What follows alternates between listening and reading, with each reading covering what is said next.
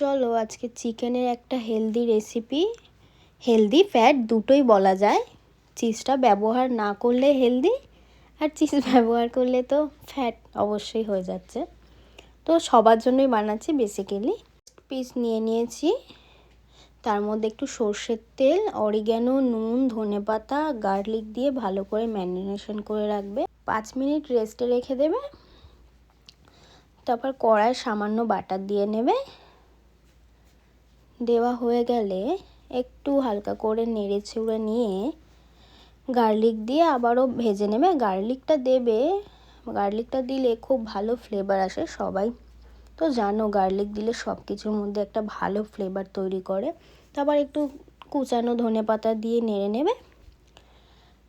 তারপর চিকেনটা দিয়ে দেবে, দিয়ে হালকা ফ্লেমে তোমরা দু সাইড লাল লাল করে কুক করে নেবে। ঢাকা দিয়ে করবে যাতে চিকেনটা খুব বেশি ফ্রাই না হয়ে যায়, সেদ্ধ থাকে। তারপর অন্যদিকে আমি যে ব্রোকলি, গাজর, ফুলকপি সেদ্ধ করে নিয়েছিলাম, 2.5 মিনিট সেদ্ধ করবে ঢাকা দিয়ে। তারপর কড়াই দিয়ে দেবে একটু বাটার, কুচানো রসুন, আর দিয়ে দেবে লেবুর রস। দিয়ে সবজিটা ভেজে নেবে হালকা করে, লাস্টে গোলমরিচ দিয়ে তুলে নেবে।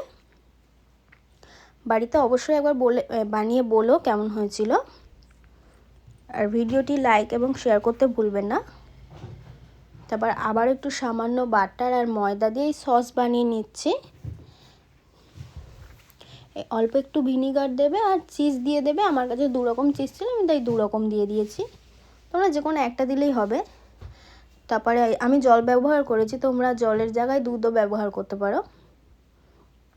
দিয়ে ভালো করে সসটা বানিয়ে অরিগ্যানো দিয়ে দেবে, অল্প একটু ধনেপাতা দিয়ে দেবে, সামান্য নুন দিয়ে নেবে।